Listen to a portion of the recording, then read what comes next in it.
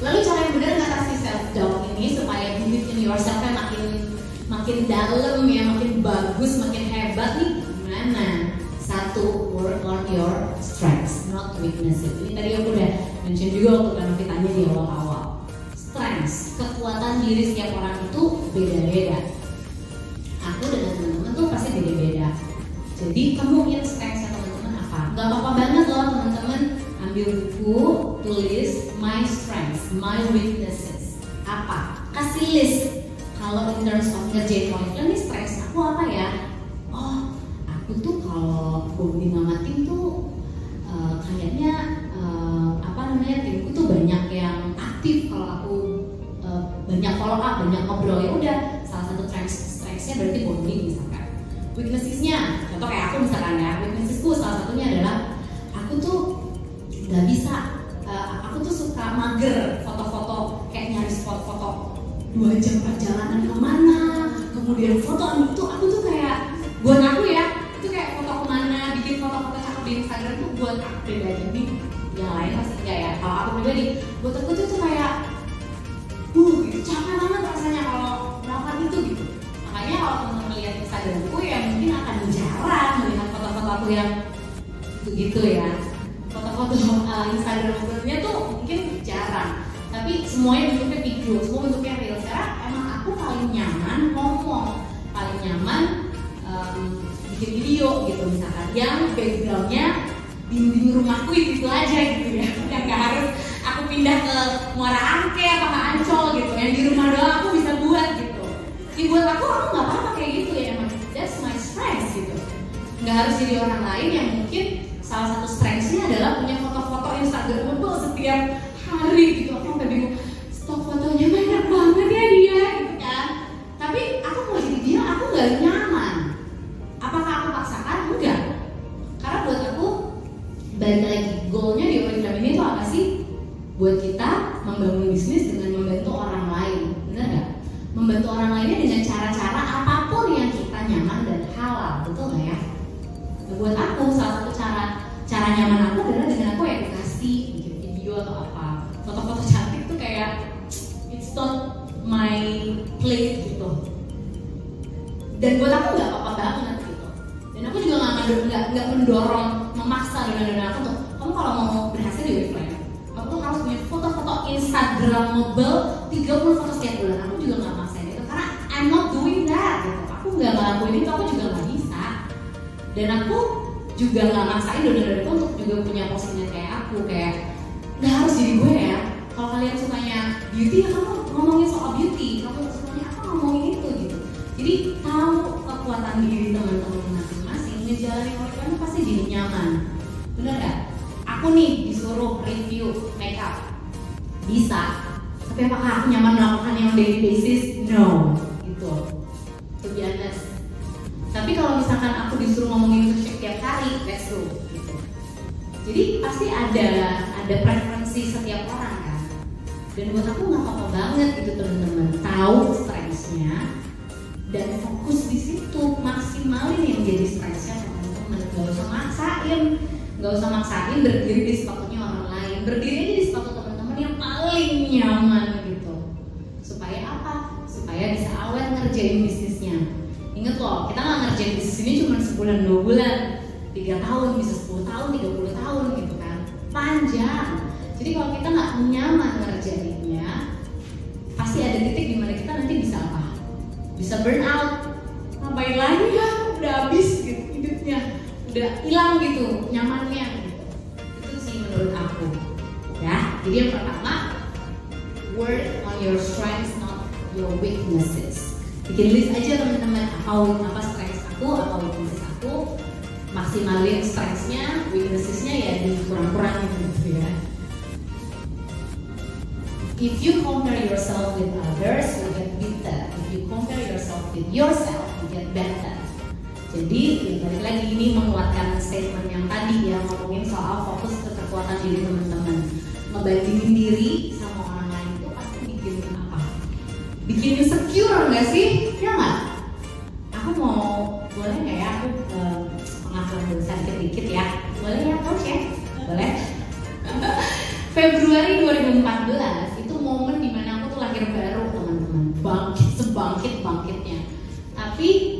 Februari 2014 itu justru adalah momen dimana bisnisku tuh lagi anjlok-anjloknya.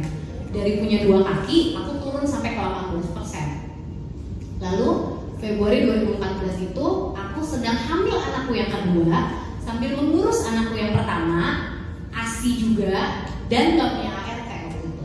Jadi kebayangnya PR banget kayaknya ya, bangkit, gimana bangkitnya ya, ribet deh kayaknya nih gitu. Jadi masanya sangat tidak kondusif saat itu sebenarnya teman-teman. Terus aku mencoba bangkit dengan melihat, oh leader ini bikin ini, oh leader ini bikin ini, mari kita buat juga. Dan aku stres. Aku nggak kemana-mana akhirnya, begitu-begitu aja. Dan salah satu coping stressnya aku waktu itu, tau nggak? Apa? Waktu itu masih zaman Facebook ya kan? Masih zaman Facebook ya, dulu aku belum punya Instagram. Mohon maaf ya Bapak Ibu, Pak Titin, saya unfollow. Saya unfollow sementara karena ide-ide orang serius. Karena waktu itu melihat keberhasilan, karena mentalnya belum sehat ya. Jadi ngelihat keberhasilan orang lain tuh bukan gini, kalau dia bisa aku bisa, nggak gitu. Ngelihat keberhasilan, kok dia bisa gue enggak ya? Gitu. Oh ya, beda ya kan. Jadi kalau mentalnya udah sehat kan, dia bisa, gue juga pasti bisa. Kalau mentalnya nggak sehat kan, kok dia bisa kenapa gue enggak? Gue udah lama loh. Kenapa dia duluan dia bisa gue enggak? Gitu kan. Kalau mentalnya nggak sehat, waktu itu mental aku nggak sehat tuh di atas. Dan ngeliatin orang-orang naik, aku nggak naik, aku malah stres. Jadi yang aku lakukan, aku waktu itu unfollow. Aku unfollow, Bapak Ibu, mohon maaf, top 15 dan Diamond, pokoknya aku unfollow. Aku cuma nge-follow member-memberku aja. Dan waktu itu aku jadi bisa fokus on my strengths. Aku jadi bisa fokus sama kekuatan diri karena aku nggak membandingkan diriku sama siapapun. Aku nggak bilang, kok dia bikin training itu, gue nggak bikin ya. Kok dia bikin itu, gue nggak ada ya. Nggak gitu, karena aku nggak lihat. Maaf, saya nggak lihat. Ada orang bikin apa, saya nggak tahu. Aku fokus aja sama apa yang menurut aku penting buat tim aku saat itu. Gitu. Ya puji Tuhan, 2000 itu Februari 2014 ya. 2015 Desember aku open diamond teman-teman. Akhirnya. Habis itu aku follow lagi deh semuanya. Karena mentalnya udah sehat ya kan. Nah, buat aku itu salah satu bentuk aku ngerti diriku gimana dan aku nggak maksain gitu buat jadi orang lain gitu sih teman-teman. Jadi waktu itu lagi nggak nyaman, mungkin itu bisa juga jadi solusi buat teman-teman sementara ya kan. Sambil ngebenerin lagi mentalnya, habis itu siap lagi ngeliatin orang naik, itu gue masa depan gitu kan. Ya teman-teman. Oke. Nomor 2 itu positive self talk. Nah, siapa di sini yang bangun pagi punya kebiasaan langsung pegang handphone? Ada nggak? Aduh, ada orang. Coach lagi yang pegang handphone. Ya. Ada, cuma berdua doang. Oh baik. Dulu aku tuh bangun pagi juga langsung pegang handphone. Dan ternyata 30 menit di pagi harinya kita tuh matters banget buat keseluruhan hari kita ya kan teman-teman. Nah waktu 30 dulu ya, waktu aku bangun pagi lihat handphone, yang kita lihat kan nggak selalu berita baik, bener kan? Kami kenapa sih 3 minggu barang gue belum sampai? Kak, kok sabunnya bocor?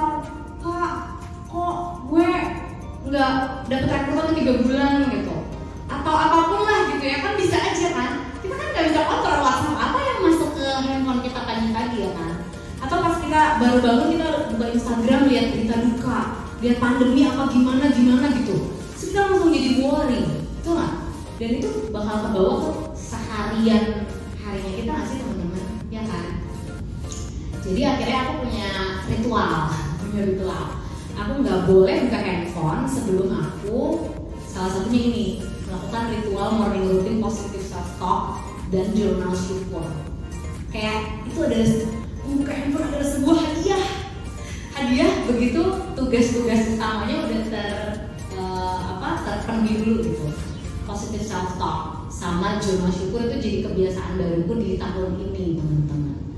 Dan itu sangat amat membantu banget buat aku yang tiap hari ngurusin 2 anak SD sekolah dengan berbagai likanku di sekolah. Duduk, diam gitu ya, tugas, video, teks 1, 2, 3 ya. Ibu-ibu yang di rumah ngerasain gak sih?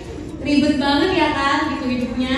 Nah, plus juga sambil ngurusin tim-tim gitu ya, tapi punya kebiasaan morning routine buka positive self talk gitu sama bikin jurnal syukur. Itu buat aku kayak lebih waras gitu menjalani hari-hariku. Kak, kalau bangunnya udah telat gimana? Bangun anak udah harus sekolah gimana? Nggak apa-apa, urus dulu anak sekolah, tapi tetap no handphone before the morning routine gitu. Kalau aku ya teman-teman.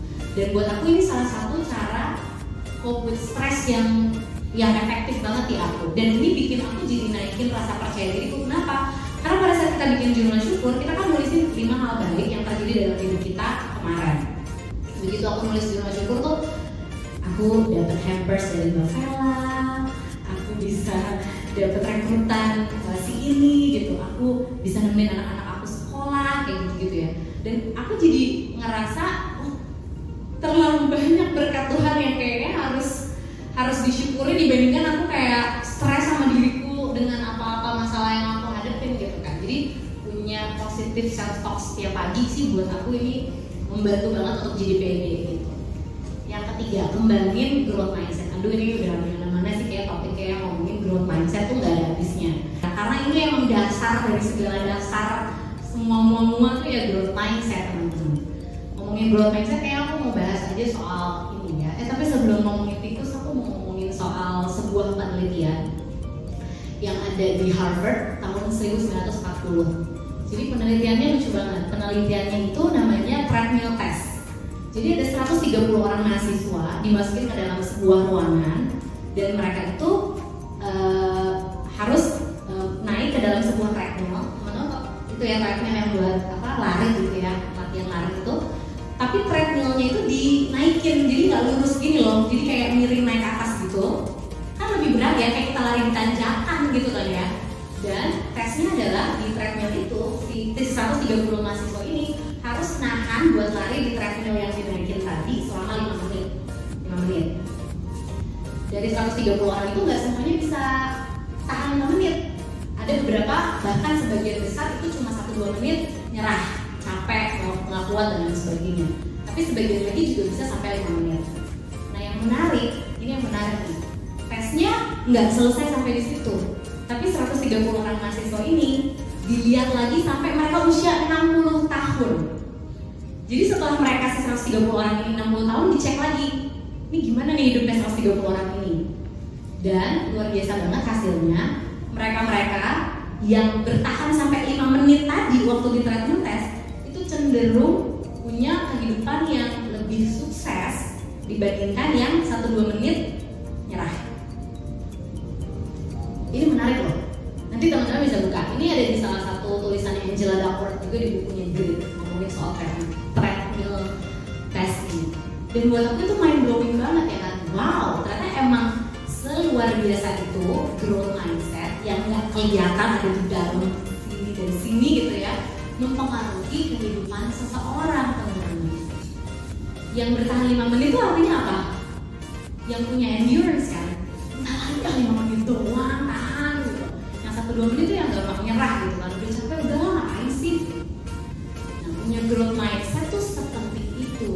Mindset bahwa kita emang harus terus bertahan, mindset untuk coba lagi coba terus, mindset untuk ngeliatin kegagalan, tantangan itu bukan sebuah hal yang bikin kita ngerasa down, tapi sebuah pelajaran untuk bikin kita jadi bisa belajar banyak gitu, punya banyak hal positif lah. Kalau kata kakak Miriana kan, tidak semua hari baik, tapi selalu ada yang baik setiap harinya, gitu kan? Jadi nggak setiap hal yang kita alami itu baik-baik aja, banyak hal yang nggak baik juga yang kita alamin.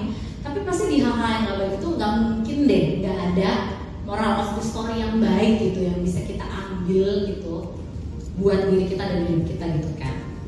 Nah sebenarnya kalau dari teman-teman tadi nangkap semua yang aku bahas, kita tuh punya satu topik yang gede banget ngomongin soal believe in yourself ini tuh ngomongin soal harapan ya nggak sih? Ya nggak? Orang yang percaya sama diri sendiri itu orang yang punya harapan. Orang yang nggak percaya sama diri sendiri ya simple, orang yang nggak punya harapan. Nah, ngomongin soal harapan, aku juga mau cerita lagi. Cerita dongeng tentang seekor tikus. Ini bukan dongeng sih, ini sebuah penelitian lagi. Jadi ada sebuah penelitian. Peneliti ini meneliti tikus dengan jenis yang sama, tapi ada dua tikus yang berbeda. Satu tikus peliharaan, yang satu lagi itu tikus liar. Jadi mereka jenis tikusnya sama, bedanya yang satu dipelihara, yang satu liar. Mereka dimasukin ke dalam sebuah kolam dan dilihatlah berapa ketahanan si tikus-tikus ini di dalam air, dimasukin ke dalam air ini, seberapa lama mereka bisa bertahan. Dan hasilnya mind blowing banget. Tikus peliharaan itu bisa bertahan 40 sampai 60 jam baru mati. Wow, 40 sampai 60 jam loh megap-megap. Bisa bertahan loh dia. Tapi si tikus liar ini 15 menit mati. Padahal jenis tikusnya sama. Dan dari situ si peneliti ini ngambil kesimpulan bahwa kadang-kadang kita tuh ngalamin sudden death atau istilahnya orang menyerah lah kalau di orang gitu ya. Itu bukan karena fisik, tapi karena psikis. Karena ngerasa nggak mampu, nggak kuat, menyerah dan emang beneran mati gitu kayak si tikus tadi. Kenapa kesimpulannya bisa kayak gini? Karena si penelitinya ngelanjutin nih eksperimennya. Dibikinlah eksperimen berikutnya, diambil lagi tikus liar yang sama, yang sejenis tadi, dimasukin ke dalam kolam. Begitu mau 15 menit kan udah mau mati kan? Udah mau mati, diambil dari atas, dari kolam, diambil terus dikeringin, terus dibiarin istirahat beberapa menit. Terus dicemplungin lagi ke dalam air. Tikus liar nih. Menurut teman-teman, setelah udah mau hampir mati, diangkat dari kolam, dibersihin, dikeringin, terus dikasih istirahat beberapa menit, dimasukin lagi. Sekarang kira-kira berapa lama si tikus liar ini bisa bertahan sebelum mati? Berapa? 5 menit? 10 menit? 15 menit? Berapa? 6 menit? Bisa dari 6 menit. Ada yang bisa nebak nggak berapa lama kira-kira si tikus liar ini setelah cuma bedanya treatment itu doang ya, dikeringin, dikasih istirahat, terus dicelupin lagi. Kira-kira kali ini berapa lama bisa bertahan? 1 jam. 40 menit. Hasilnya si tikus liar ini bisa bertahan 40 sampai 60 jam sama seperti tikus peliharaan. Mind blowing banget kan ya. Dan di situ kenapa kok bisa yang tadinya endurance-nya kan 15 menit, ini normalnya 15 menit nih kan mati gitu. Kok bisa endurance-nya bisa dari 15 menit upgrade ke 40 sampai 60 jam itu kan luar biasa kan. Kenapa? Karena si tikus tadi yang punya harapan, gue pernah nih diselamatin. Pernah ada memori diselamatkan gitu kan. Aku cuma harus bertahan untuk bisa diselamatkan lagi. Aku cuma harus bertahan supaya aku bisa hidup lagi. Luar biasa itu loh, sebuah harapan. Kalau sebuah harapan aja bikin tikus yang endurance yang 15 menit bisa 40-60 jam bertahan. Endurance itu juga bisa bikin kita bertahan sampai nanti teman-teman jadi SM, jadi diamond, jadi presiden gitu ya kan teman-teman. Jadi harus punya endurance itu. Mulainya dari apa? Harapannya yang harus ditumbuhin. Mau sekarang kondisinya kayak gimana kek, kalau harapannya tetap ada, apinya tetap ada. Aduh, cuma soal waktu dia teman-teman jadi presiden gitu. Downline itu ibaratnya api, upline atau oriflame itu ibaratnya bensin. Jadi kalau downline kita nggak punya api, tapi kita siramin bensin 1 truk, nggak ngaruh, bener nggak? Kitanya nggak punya api. Oriflame bikin program dapat mobil gratis, rumah gratis juga nggak ngaruh, bener nggak? Jadi yang paling penting bukan cuma bensinnya aja yang dibanyakin, apinya dulu dihidupin. Apinya tuh apa ya? Harapannya, harapan kita, harapan downline kita, harapannya dulu yang harus diadain lagi. Yang mungkin kemarin udah sempat hilang karena ngalamin memori-memori atau pengalaman-pengalaman gak enak. Harapannya, kadang kita selalu mikir sama apa yang kita nggak dapat. Padahal yang kita dapat tuh banyak gak dia? Banyak, ingat-ingat lagi. Ih, yang aku dapat tuh biasanya selama ini banyak banget loh. Fokus lagi ke situ untuk punya harapan lagi gitu. Jadi jangan fokus sama apa yang kita nggak dapat, fokus sama apa yang kita dapat supaya harapannya muncul lagi. dan lagi dialamin banget gitu ya sama kondisi Oriflameku sekarang gitu. Terus poin yang Ami tadi bilang, dulu Ami gak nyaman melihat yang lain terus di unfollow gitu ya. Sedangkan aku ada di masa pertama maksudnya dalam posisi yang lagi memang gak kayak dulu gitu ya.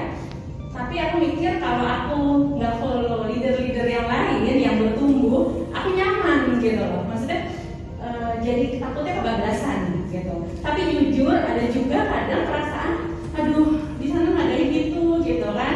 Dengan kondisi aku yang nggak punya komunitas gitu ya, yang nggak berada di komunitas besar gitu dan harus fighting sendiri gitu ya. Maksudnya gimana nih caranya? Sedangkan harus fokus ke yang bertaburan banyak ini gitu kan ya, gimana ya ini? Maksudnya di satu sisi aku butuh inspirasi untuk sorry ya di satu sisi butuh inspirasi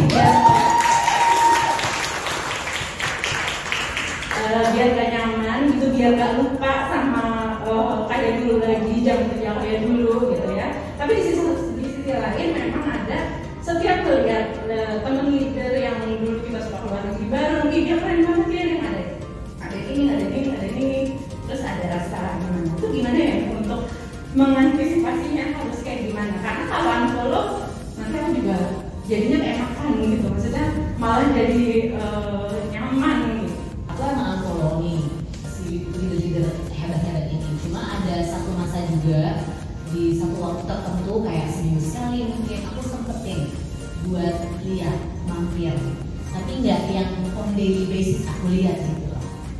Misalkan aku lagi pengen aku bikin training apa ya buat grupku, kadang kan nggak datang sendiri gitu ya, kayak aduh apaan ya kok bingung gitu, yaudah deh bentar deh lihat mampir gitu. Tapi bener-bener emang niatnya untuk brainstorming untuk kebutuhan aku dan timku. Waktu itu juga nggak lama sih Kak, zaman mengunfollow dan akhirnya nge-follow lagi itu nggak lama kok. Sambil aku juga mau nyambung juga sih tadi pertanyaan yang soal prestasi itu gitu ya, ini kayak nyambung juga. Jadi waktu itu indikator keberhasilannya bukan soal naik title, bukan soal naik level, tapi waktu itu aku mencoba untuk mengalahkan angka-angkaku setiap hari.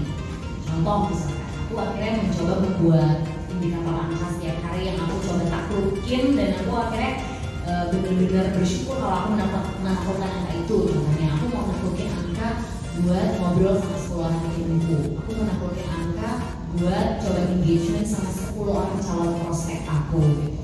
Dan fokus ke angka-angka itu jujur aja yang membuat aku jadi ngerasa berhasil setiap hari walaupun belum naik level gitu Kak. Dan perasaan berhasil itu naikin rasa percaya diri sih jujur gitu. Dan itu jadinya bisa kadang-kadang kan pada saat kita lagi turun kan kayak kita ada rasa nggak pede buat sharing ya, kayak mau ngasih training apa gue juga lagi turun gitu kan ya, mau bawain training tentang rekrut gue juga rekrutnya lagi jelek gitu misalkan. Jadi nggak apa-apa banget ngomongin soal apa yang kita alami melakukan angka-angka itu, akhirnya itu jadi topik training aku awal-awal loh. Jadi aku nggak ngebahas training tentang bagaimana naik level gitu-gitu. Ya emang aku lagi nggak naik level kayaknya nggak dari hati banget gitu ya kalau ngomongin training bagaimana naik level padahal aku lagi nggak naik level gitu. Akhirnya aku bikin training yang emang nyaman aku sharing karena aku lakuin, yaitu ya kayak tadi gimana bisa nambah 10 teman baru misalkan setiap hari, gimana bikin brandingan satu postingan sehari kayak gitu misalkan ya Kak. Jadi sesuatu yang emang kita nyaman lakuin dan emang sebenarnya kan itu proses kita naik kan ya, proses kita karena bilang memanaskan diri lagi kan gitu. Jadi nggak selalu soal hasil sih menurut aku Kak, tapi itu tadi kita yang tahu sih kondisi mental health-nya kita masing-masing. Kalau emang Kakak ada di titik seperti aku dulu yang mental health-nya kayak sangat terganggu gitu ngeliat orang lain naik, tuh biasa aku emang tutup dan aku komunikasinya satu arah sama mentor, sama coach misalkan. Kan coach kan tahu kan apa yang terjadi di teman-teman yang lain, jadi mungkin sumbernya infonya bisa dari coach juga Kak, yang akan bisa kasih masukan yang lebih tepat sesuai dengan kondisi Kakak seandainya melihat itu tidak membuat Kakak justru makin baik gitu. Sambil menunggu pelan-pelan kok Kak, itu nggak lama kok, kan 3 bulan aja Kakak udah bisa follow lagi karena udah naik rasa percaya diri. Itu sih kalau di aku ya Kak. Mudah-mudahan membantu, semoga membantu.